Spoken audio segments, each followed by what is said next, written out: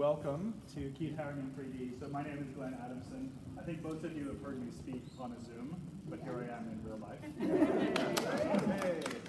And here is this gallery in real life. Let me take it in for a second. This is obviously the new temporary exhibition space. This included the new development of the museum by Moshe Safdie, and we're so excited to be the inaugural show in this space.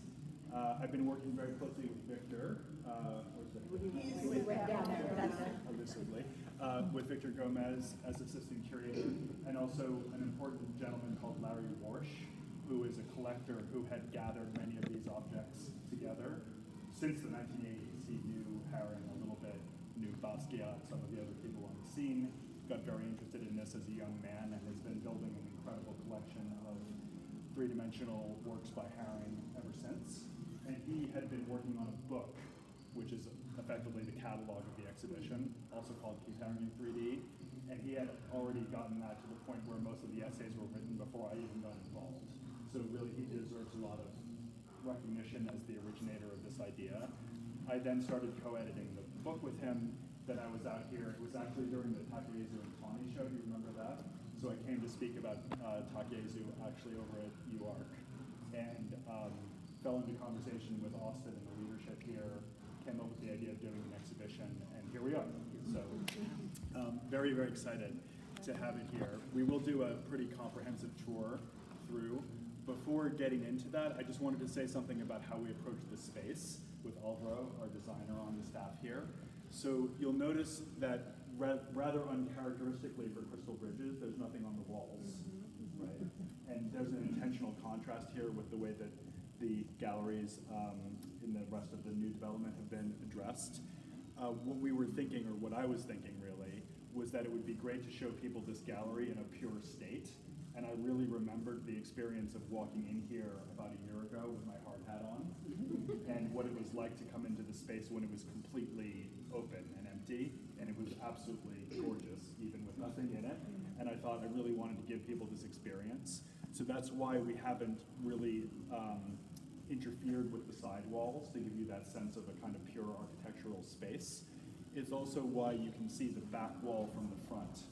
And that might be a nice thing to point out, that there's a kind of arc that takes you from Haring's very first artworks in New York City all the way to the end when we look at the pop shop spaces, the pop shop he opened in 1986, and then ran up until the time of his death, and of course it ran for years after he passed away. And so what you're going to see through the course of the exhibition, and what you can help interpret for our visitors, is this very tragically short but incredibly intense decade-long career that Haring had. It's absolutely amazing to think that he only had a little bit more than 10 years after he got from what was really 12 years. He got to SVA, School of Visual Arts, in 1978 in Pittsburgh, and he died in February of 1990. So just a little more than 10 years of creative practice, from starting to be an art student to the Keith Haring that we all know and love. So that's amazing and really worth pointing out to people and emphasizing. Do you want me to? How's the sound? Is it? You want it like it? It just helps. We also have the background.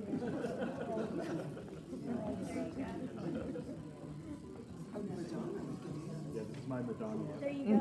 You look just like Madonna. Yeah, I'm sure I do. Testing. You hearing that better? Really not. Another one if I need it. Testing.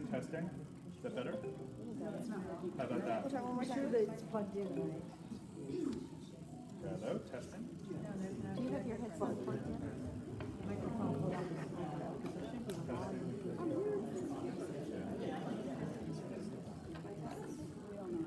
I know. That one's working.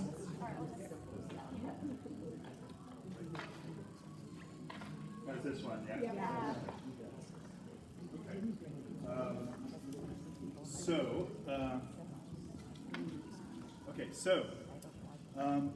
What we got here is a chronological installation going, as I say, from when Haring lands in New York in 1978. He grew up just outside of Pittsburgh and was also in an art school there. was, very interested in cartooning, especially Saturday morning cartoons on TV growing up. He would have probably said his main artistic influences before he got to art school were Walt Disney, maybe, and other cartoonists of the 20th century. But he rapidly came to know something about the avant-garde, partly in Pittsburgh, but really when he landed in New York. And he plunged right into both the nightclub scene and also the art scene. So he was going to museums all the time, and he was also going to clubs all night. And it was really that combination. And especially when we get to the Dayglow section, you'll see how important that is. It might be worth, you'll design your own tours, but it might be worth pointing out these vases right from the outset, because they really capture a lot of that combination. On the one hand, they do have this very recognizable iconography that he was working with, the barking dog and the flying saucers and obviously the figures, the crawling babies, all these things that he rapidly made his own when he started developing his drawing and painting practice. But also they're inspired by what he would have been seeing in the Metropolitan Museum of Art. So going to visit the classical Roman and Greek galleries, you think about a Greek vase with the red and black figures on it, and he's really reproducing that here, particularly in those terracotta ones. You see that connection. And it's also worth pointing out with the vases that he's not making these from scratch.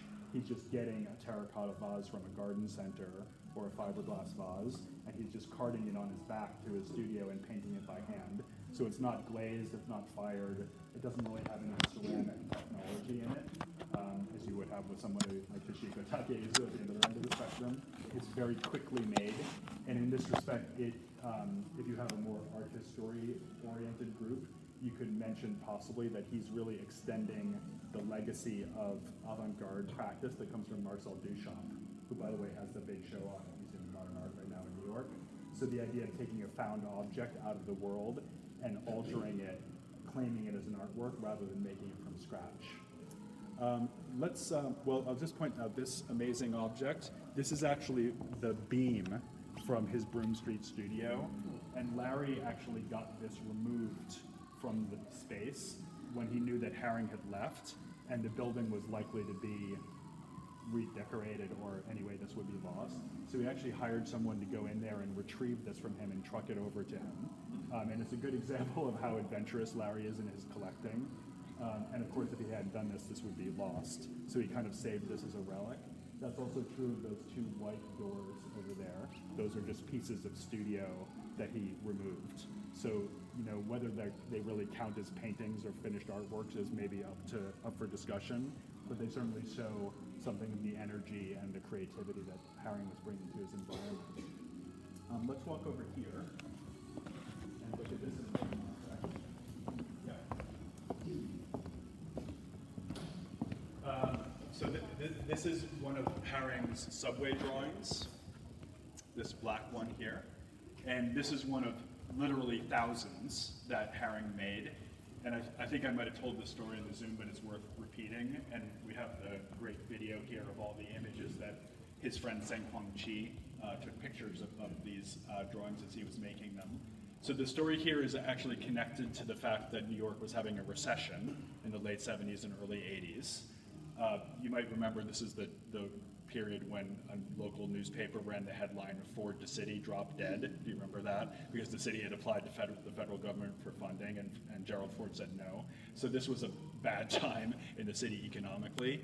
And the result of that was that there were a lot of advertising spaces in the subway stations that were unsold, right? So the practice of the MTA, the transit authority, was when you didn't have anybody buying that advertising space, they would just put a piece of black paper there. And Haring brilliantly realized that he could use this black paper as a surface to draw on. And so he would run into the subways, and I mean run. He would do sometimes 10, 20 of these in a single day. And he would use chalk. This is some of his chalk with a note from Haring about it. And he would just very quickly make a drawing, and then he would move on. He did get arrested at least once. We have pictures of that. But usually he got away with it. And of course he was very inspired here by the graffiti artists that were working in the city at that time and had been really since the early 70s. It's important to note that Haring did not consider this to be graffiti, and he didn't consider himself to be a graffiti artist himself. he really respected that as something that was happening in the Black community and the Latinx community in New York at that time. So he would have thought of himself as reacting to graffiti, but not necessarily engaging in it himself. He really thought of this as a kind of grassroots or pop-up art practice, very much in keeping with what he's doing with these objects. And it's very interesting to think about the fact that right from the beginning of his career, he was already thinking about all these different transmission channels that he could engage. So he was really trying to get his work everywhere, all at once, all the time. That's a very important idea for the show, that he's just one little guy from Pennsylvania, but he really, at the beginning of his career, already wanted to be famous. He wanted to communicate. He wanted to be a kind of big deal in the art world and beyond. And in a lot of ways, his model for this was Andy Warhol, who had already, of course, achieved that and was a very well-known celebrity as well as being an artist, had been on TV a lot, was known as a commercial artist and a kind of maker of images as well as artworks. And Haring wanted to be part of that too. This said, he was, of course, interested in working in art galleries, and this is a very precious survival from the very first exhibition he had in a gallery, which was at a space called Hal Brom Gallery in Tribeca, first gallery in Tribeca. And this is a baby crib that he got and decorated, as you can see. This very, very intense style where he's, doing the same kind of iconography that he is in the subway drawings, but he's also filling it in with this very intense pattern. That's something that he would also develop very much in collaboration with a young graffiti artist called LA2, which I'll say a little bit more about when we get to the Dayglow space. But maybe the thing to emphasize with these early works and these early drawings, this is a great example of it, is that he's almost thinking like an ancient Egyptian who's working with hieroglyphics. So he's thinking about how you can take a very clear symbol and invest it with all this kind of power, but he's translating that for the 21st century. As I say, very influenced by television, very influenced by the electronic age, and thinking about how you can take a dog or a pyramid or a nuclear power reactor and just sort of put it out into space and give it this kind of, he's even drawing in this kind of rays of power kind of coming out of them. So he's thinking about ritual, but he's thinking about ritual for the modern age. That would be a great way of thinking about it. I'm gonna, yes, please. This says it's marker on Yes. wood, literal markers. Actual felt tip marker, yeah. So he's working, in fact, the video you see there, which I'll talk about in a second, there you see him working with a brush, but he's working with a variety of different materials. So chalk here in the subway drawings. He uses a lot of marker, including on the vases. You'll see a lot of that. And then he also works with paint. Yeah, acrylic paint, not oil paint, typically. Yeah. Let's go over and take a quick look at these objects. This is really the first group of properly 3D objects that he makes, and as you can see, they're all found. And in some ways, it's really the detritus or trash of New York that he's working with. So, a headboard without the rest of its bed, bookshelf, as I said, these pieces of wall and doors, and then maybe the most interesting objects that really bring alive the spirit of the time are these New York City taxi cab hoods. This is a hood, and that's also a piece of a taxi cab. And I think probably what happened was that this cab was in a car accident, and he somehow got into a lot and was able to salvage this crumpled hood, bring it back to his studio and paint it. And it really preserves the sense of the impact, and also really gives you a sense of that energy that's contained in Haring's practice. And it's not surprising that he enjoyed working on it. It's also just interesting to point out to people that a lot of these objects have text written on the back that really suggest how intimate the works were within this circle of friends. So, for example, that object which Larry got from the estate of Saint Ji is actually written with, to my friend Saint Ji on the back. And if you were to flip these things around or look underneath them, a lot of them would have those kinds of inscriptions. These videos are super interesting. So do have a look at them. They both have sound. It's just music. There's no voiceover. And so people can listen to that through the headphone on the side. This one is particularly special because this is the first time that this has been seen in North America since it was made. It's by an artist called Eleanor Verheyse, who's in France, typically, but she visited New York in the early 80s, and she had, in turn, another friend who had access to a tiny, tiny video camera, basically the 1980s ancestor of a GoPro, if you know what that is, the thing that people put on their ski helmets when they, go down the slopes. And she had the brilliant idea of mounting it on the end of his paintbrush while he was making one of his works. So it's a Haring eye view, and you see, and it really captures the fluidity and speed that he worked with, which you also will see in another video later on. But it's a really amazing thing to have it here because literally nobody's seen it since she made it in 1982 or whatever that was. And then even earlier is this video that Haring did called Painting Myself into a Corner. And this was one of the projects he did at the School of the Visual Arts. In fact, that is his studio in art school. That's where you're seeing him. And what he's doing is filling the entire floor with pattern, very much as he's going to end up doing on these objects just a couple of years later. And the soundtrack is by Devo, the new wave band, very kind of loud and sort of chaotic soundtrack that you can listen to. But poetically, I think one way of thinking about this is that he's thinking about his horror vacui tendency to fill up the entire world and suggesting that there's a kind of pressure to that and a kind of intensity, maybe a psychological intensity. Also, of course, interesting to think about the fact that he's a young gay artist thinking about coming out of the closet might have some connection to that as well, so a kind of biographical connotation.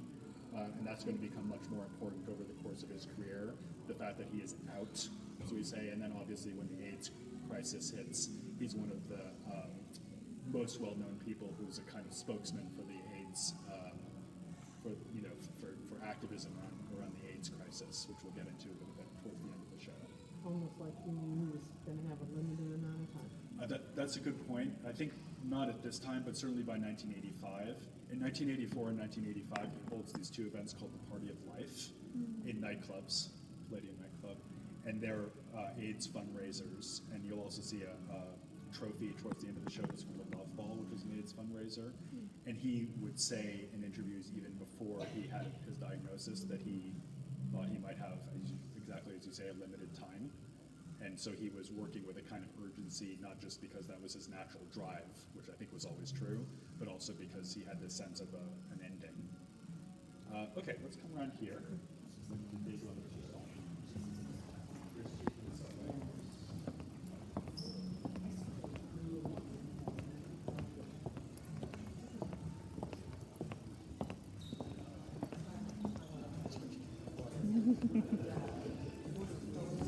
So here is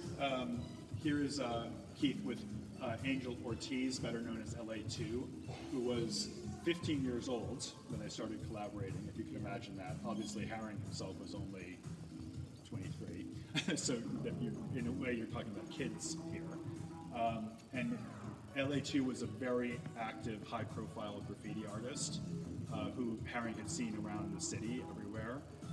And he decided to invite him to start making these collaborative objects. And we have quite a few of them in here, including these pillars, for example, on the side. And you'll see LA2 written on a lot of the objects. This is a group of works that Haring included in an exhibition at Tony Shafrazi Gallery, the next gallery he showed with after Hal Braun. And they have this Dayglow paint on them. And so this is another borrowing from the nightclub scene. When Haring would go out at night, he would see some of these spaces decorated with this highly artificial effect of ultraviolet lighting and glowing paint. And it was another example of him thinking about contemporary ritual and the idea of kind of putting magic into everyday space. And we thought it would be fun to have music in this space that kind of evoked that nighttime experience. And these are tracks that were actually included on the mixtapes that Haring would work to in his studio. So this is exactly what he would have been listening to when he was actually making the objects. Yeah. Those mixtapes are available on Spotify. Yes, there's a full Spotify track list for his mixtapes, and you'll also see some of the actual mixtapes over there when we go over and look at the boom boxes. Yeah. Yeah. Was You bet. There certainly was. Yeah. They are glowing, although only subtly. The thing is, you can't put a roof over the space because of fire code. So that's why it's open to the ceiling. Yeah. Yeah. Okay. Any other questions? Okay, let's move around here. Social media is Oh, gosh, this is so. Absolutely.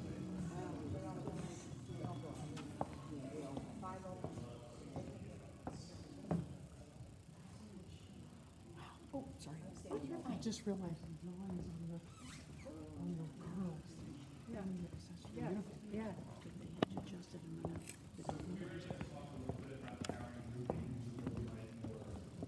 Intentionally false sculpture. So now he's getting out of these found objects and he's starting to make things from scratch and also at larger scale.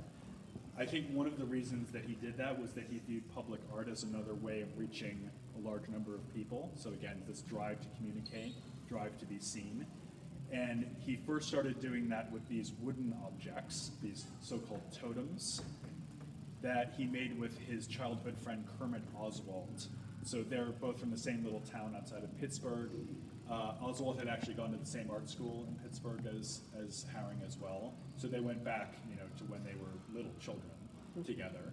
And it's interesting to think of them still playing together in a way when they're making these objects. Oswald by this time had a furniture making business, and he was based in Brooklyn.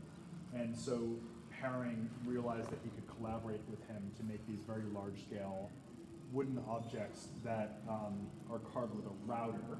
Does everyone know what a router is? That's with the spinning bit. Haring called this a very modern way of carving, quote, and he thought of it as basically a way of drawing into the timber the same way that you would draw with a marker or a paintbrush or a piece of chalk.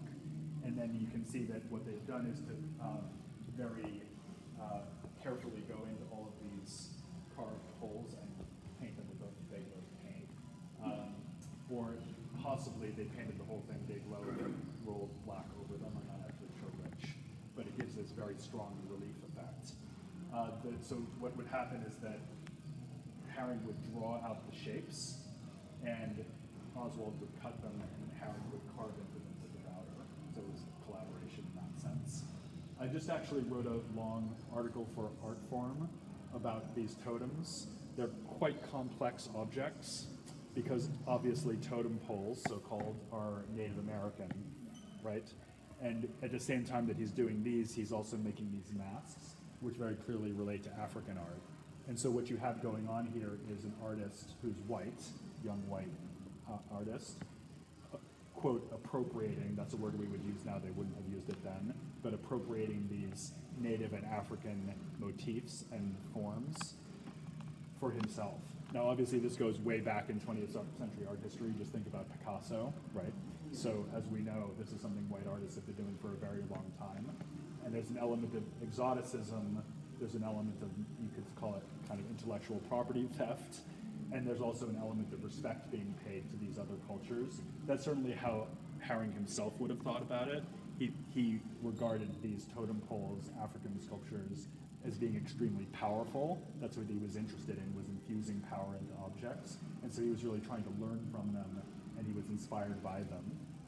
And for what it's worth, it was actually Kermit Oswald that suggested the totem pole idea. He told me that he had a dream about these Native Americans and these totem poles rising from the earth, and that's how he had a conversation with Haring about that, and that's what led to this series.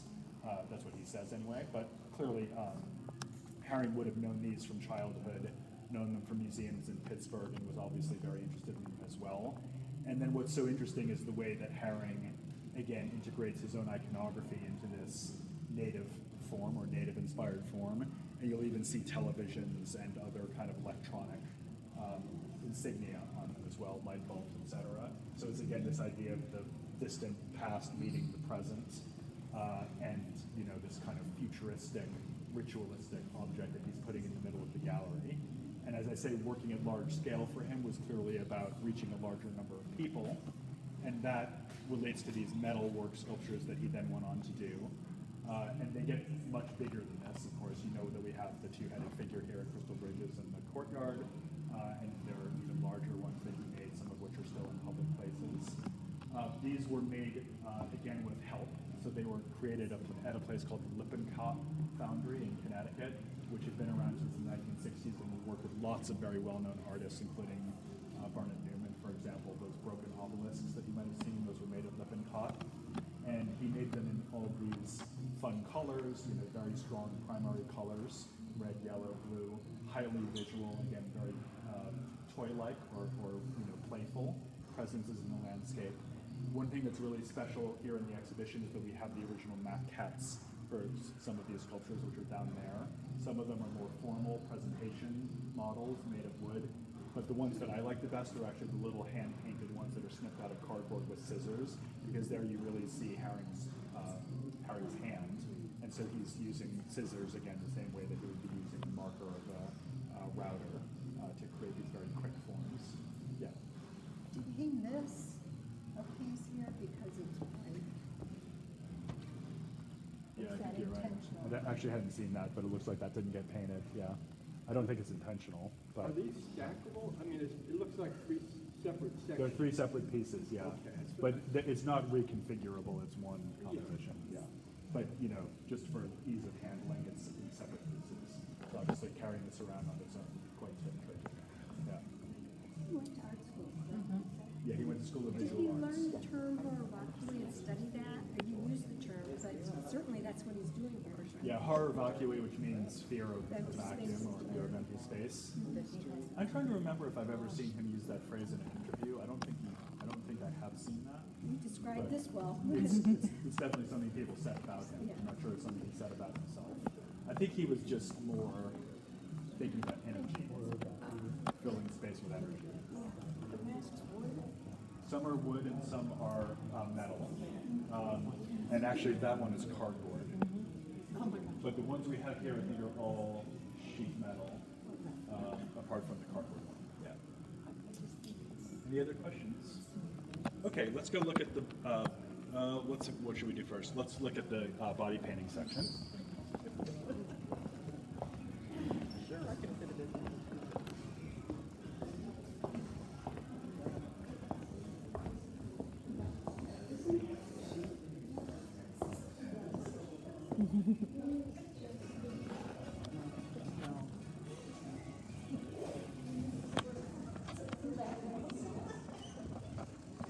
So possibly the most provocative thing that Haring did was to paint bodies, which he treated essentially as he was treating the found objects that he was working with. And I will say this is a part of the part of the show that you probably don't want to bring school groups into if they're young, because it's obviously got some explicit imagery in it, like that guy. But it's, of course, a big part of what Haring was interested in was sexuality and the way that the body could serve as another canvas for his roving line, but also that this would bring into play issues of desire, gender, ethnicity. And the thing that really makes it most provocative from a contemporary point of view, and really at the time as well, is not so much the sexual dimension of it, but it's actually the racial dimension of it. Because what he's doing is painting these two black performers, Grace Jones and Bill T. Jones. You know who Grace Jones is, right? And then Bill T. Jones is a very famous choreographer and dancer in New York. So you see him there and also the poster there. And then Haring also painted himself here, painted himself in a reverse palette. So instead of white on black, it's black on white. And this is the Annie Leibovitz photograph that you'll remember from the Leibovitz show that we had here. And what's really special is that we also have this prop from the photo shoot. So you can just see on the left edge of the picture, the TV is poking out into the frame. And there are some other pictures from the series where you see it much better. And so that's a kind of survival from this project. This head dress is the actual thing that she's wearing in this series of photographs as well by Maple Fuller. And we have these two pieces of footage. The video, I'm Not Perfect, is MTV video that Grace Jones made. And it has this absolutely amazing, in addition to the amazing outfit that she's wearing, there's also this huge, huge black and white tarp that Haring paints, and you see him painting it with, again, this incredible rapidity and confidence. And it transpires at the end of the video, as you'll see, that it turns out to be her skirt. And so she rises up out of it like a goddess at the end of the at the end of the video.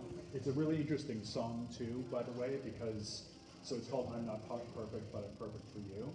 And the imagery is all about self-improvement. So she's, you know, getting like depilated and she's having a massage. At one point she actually submerges herself in a bath of white paint, which is a joke about skin lightening, which again would have been very controversial at the time. Think about Michael Jackson, right? So she's kind of playing on these ideas of whether you can be perfect, how you improve yourself, and the whole kind of cult of the body of the 1980s. And then this other video is a clip from a kind of schlock horror film called Vamp, which is a kind of 1980s vampire flick. Not a great movie, I have to admit. But this scene is absolutely amazing. So Grace Jones, who is the vampire in the film, actually does a lap dance on this sculpture. And this is the sculpture you're seeing in the clip. And it's hilarious. And, you know, really gives you a great sense of Grace Jones as a performer. And again, this kind of amazing collaboration that they were having. Also, you might recognize the sculpture from the cover of the book and the big poster outside. So this is what he's hugging. You know, he has the watch and the glasses on. He's hugging the sculpture. So you'll also recognize it from that. Any other questions about these? Does she ever sleep? Exactly. So he, basically no. So he would go out all night, work all day. When he was working, he would famously drink Coca-Cola the entire time, and he would be listening to music on his boombox as he next. So yeah, he was in a hurry. What material is this? I think it's fiberglass, isn't it?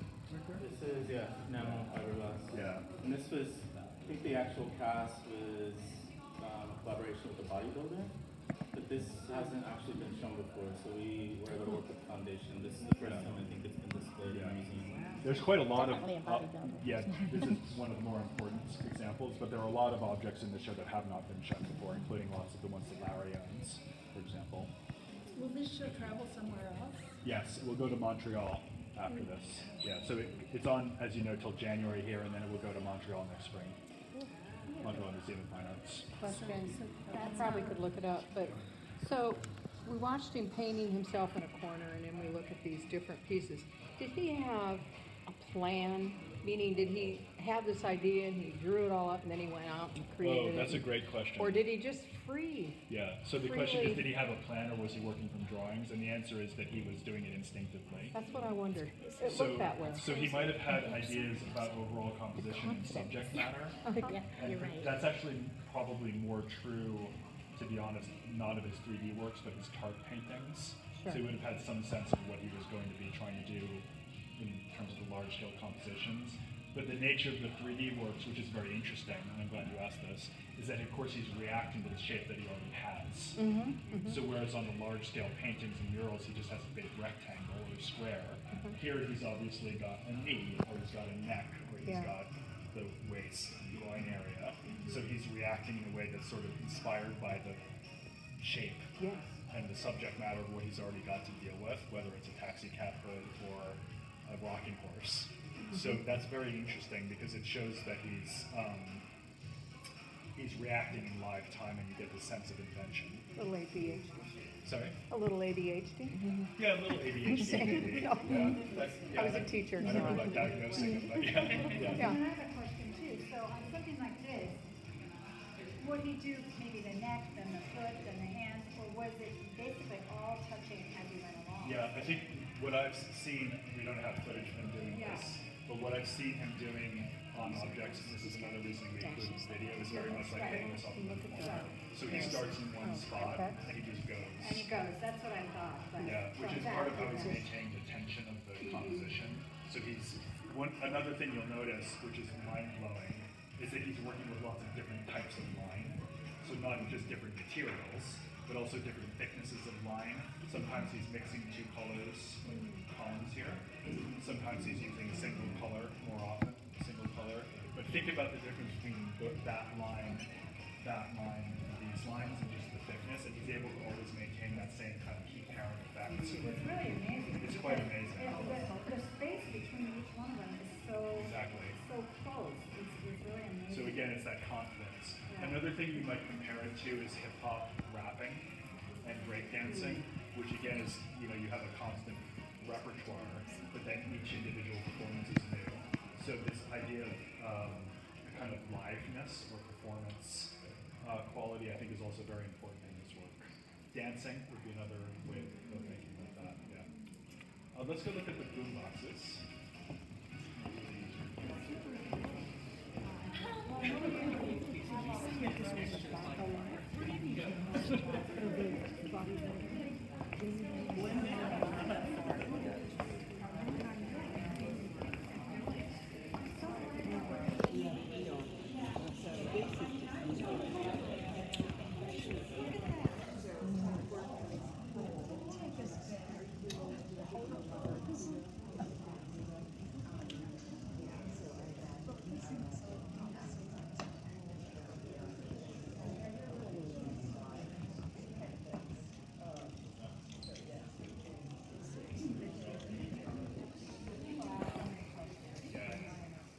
And the questions that occur to you will probably occur to someone else. I'm sorry. So come on around because there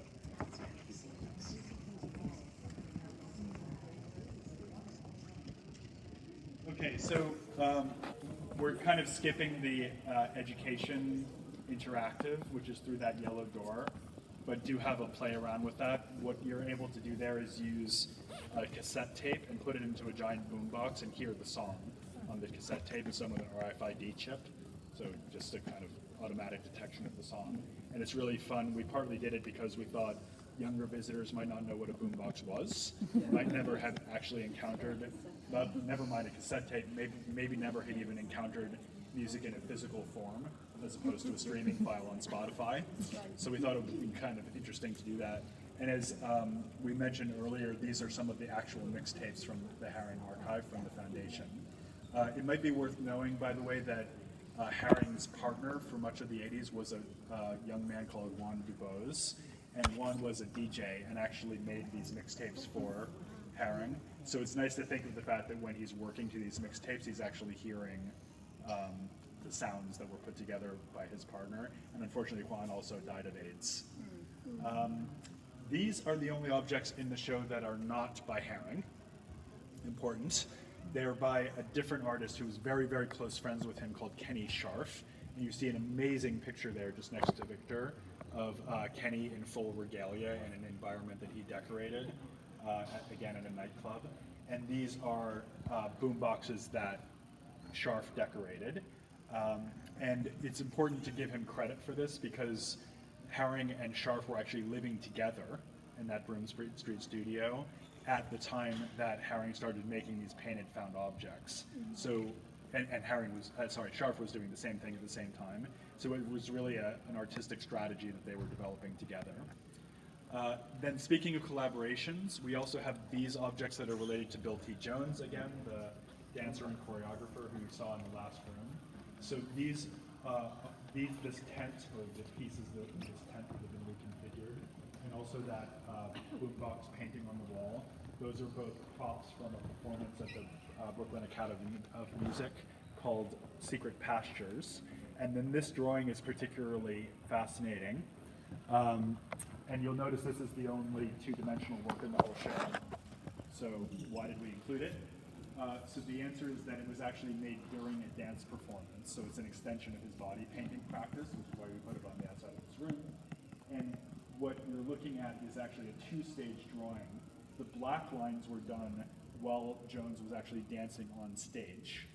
And so the visitors or the viewers were seeing Jones move in this this kind of expressionistic experimental dance. And Haring was inspired by that movement and kind of captured the spirit of it in the black lines. And then he took I'm sure he intended to do this in advance because that's why he left the space. He then took it back to his studio and painted the red on top of it later. And so the drawing is actually called Red. And you could almost think of it as like a theatrical backdrop as much as a drawing or a painting in a way. Then we have this great group of fashion garments that Haring painted, of which the most exciting is probably the pink suit because that actually belonged to Madonna. And you see Madonna performing in the jacket and related skirt at the Paradise Garage at one of the Party of Life events that Haring arranged. It's amazing to have it here, this kind of incredible relic of their friendship. That little dress there belonged to Patty Astor, who was the head of the Fun Gallery. You might have noticed there was a refrigerator earlier in the show on that long platform. That was actually the refrigerator from her gallery, so it has all the tags, Basquiat and Haring, all the other people that would hang out and show in the gallery. And this is a dress that they all tagged, including, again, Haring. You see Basquiat's signature crown there on the left hip. So that's another great thing to have. And then also interesting to note is that Haring was collaborating with some of the leading fashion designers of the day. So for example, Stephen Sprouse, who made this red dress and the yellow suit there, and also Vivienne Westwood, the great British designer who was the originator of punk fashion. And she designed the skirt and also the brooch that's on that mannequin at the left. And more generally, this last large part of the show is, which we've called Keith Haring's World, just shows his ongoing exuberant occupation of all of these different objects, all of these different modes of work. Everything from this pyramid, which is like the pyramids on his subway drawings, literally works sprung to life. This is actually an addition, so there were several of these made out of painted aluminum. And then, again, found objects, the rocking horse, the high chair, helmets, more vases, crutches, you name it. That's the trophy I mentioned earlier from the Love Ball, the late 1980s fundraiser for AIDS research. And then we also have a couple of fantastic objects here. The motorcycle, for example.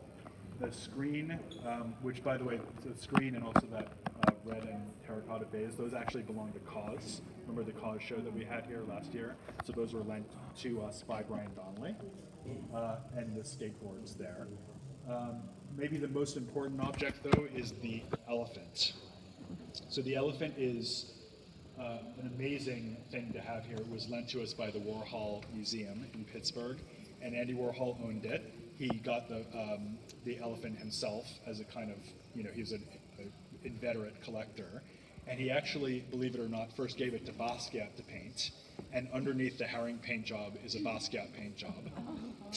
And then, they weren't very precious about these things in those days.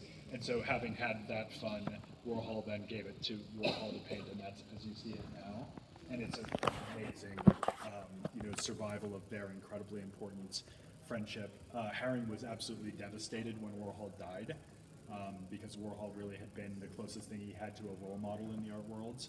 And really he patterned his own career after Warhol's in many ways, from the speed and kind of prolific nature of the practice to the relationship to pop culture, the interest in music and celebrity, really took so many of his ideas and so much of his energy from Warhol. So it was a very close connection, and it's great to have the two here represented.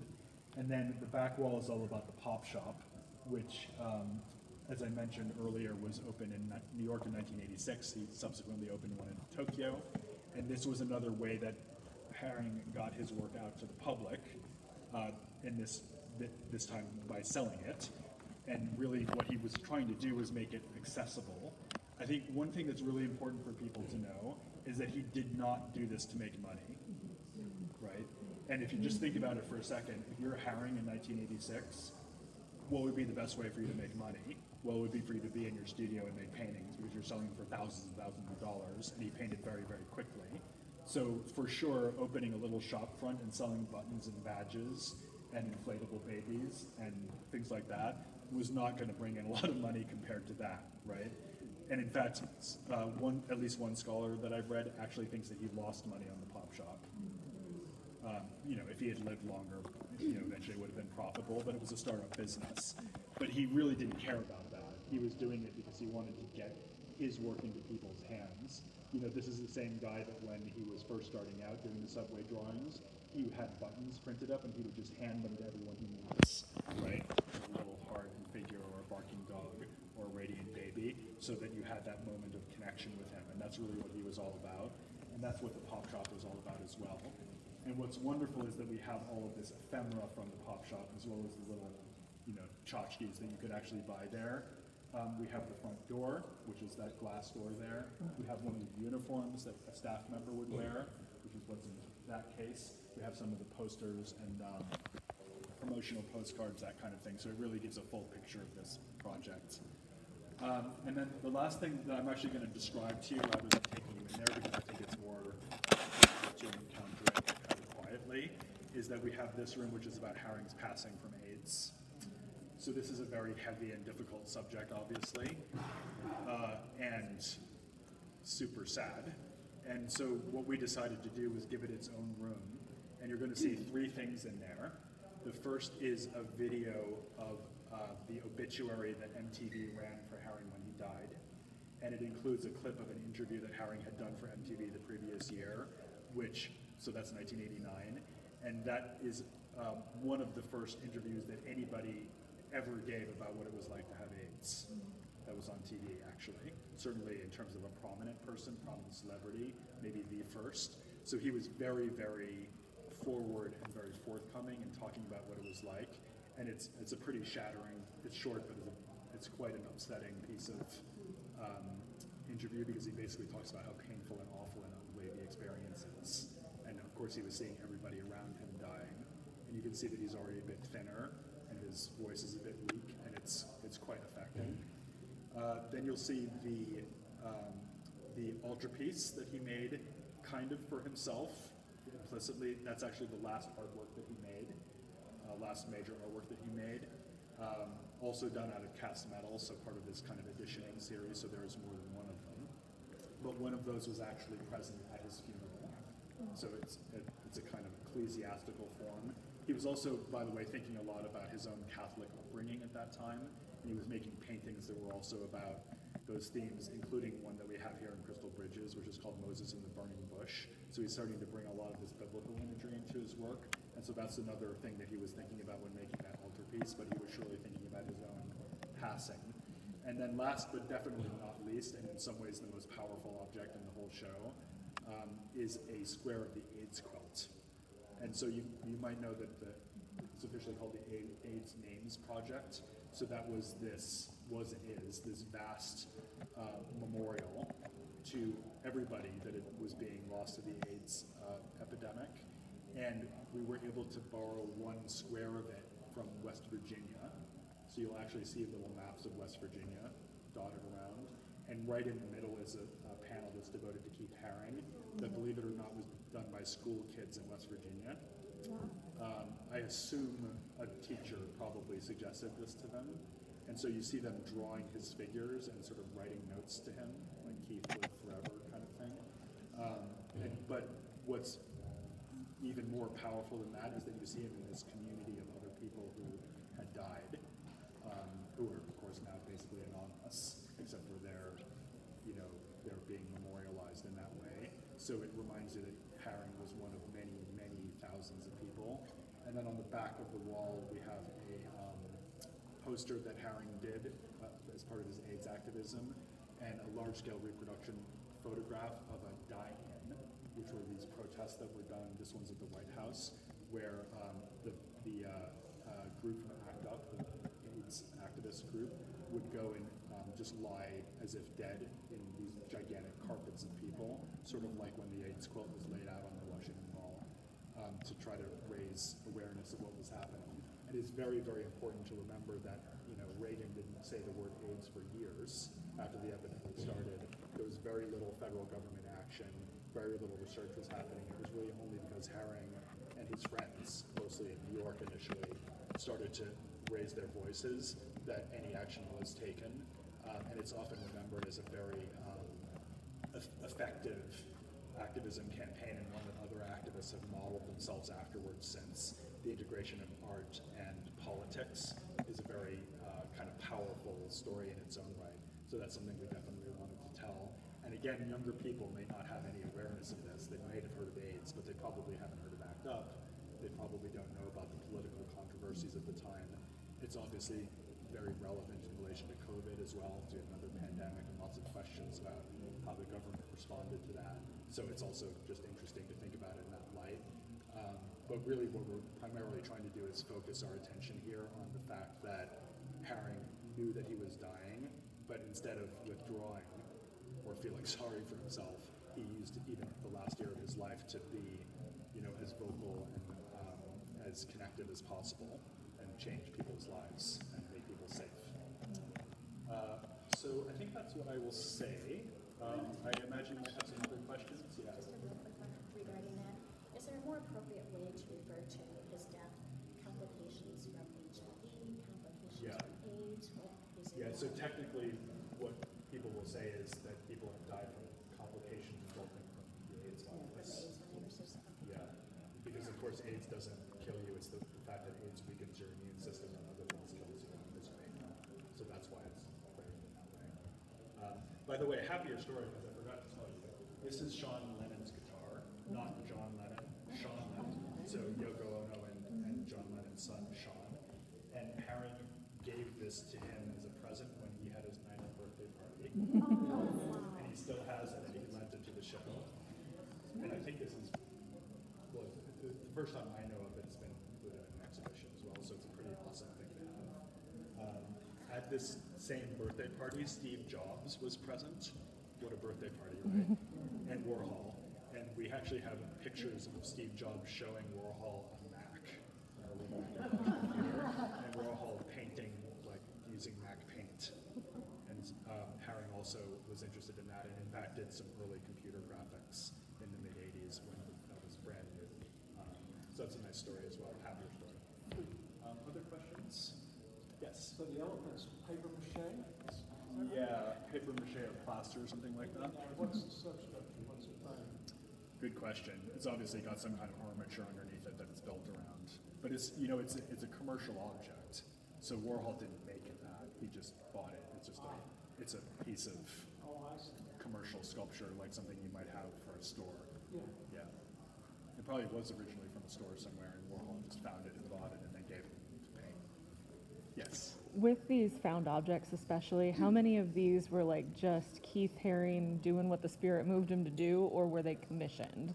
Like, here, friend, please paint this for me. Yeah, great question. I don't think any of them were commissioned. Some of them were gifts, but I can't think of anything where somebody gave him something.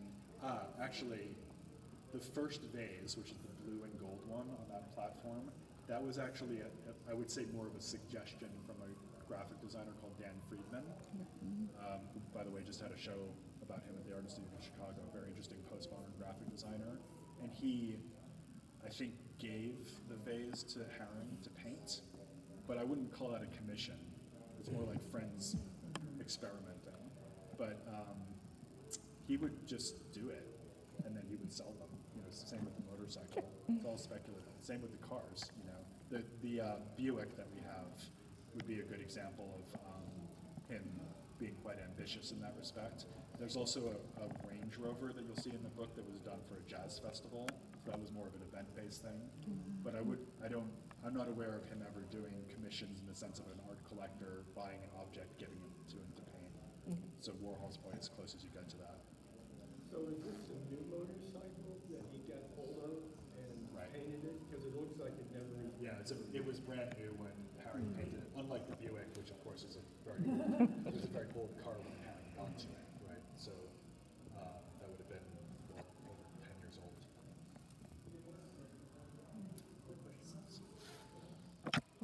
Yeah. Obviously, he had a very positive, reaction from the pop culture world. How did the art world great feel question. about him during his lifetime? Okay, that's a great question. That's not something we go into so much here, but we certainly do in the book. So the short answer is that the art world did not know what to make of him. And he was probably the most divisive figure of the group that I've been talking about. That includes Basquiat for sure. Also a lot of other neo-expressionist painters like Francesco Clemente, people like that. David Sally, Julian Schnabel. So there's a whole kind of generation of these painters that come around in the 80s.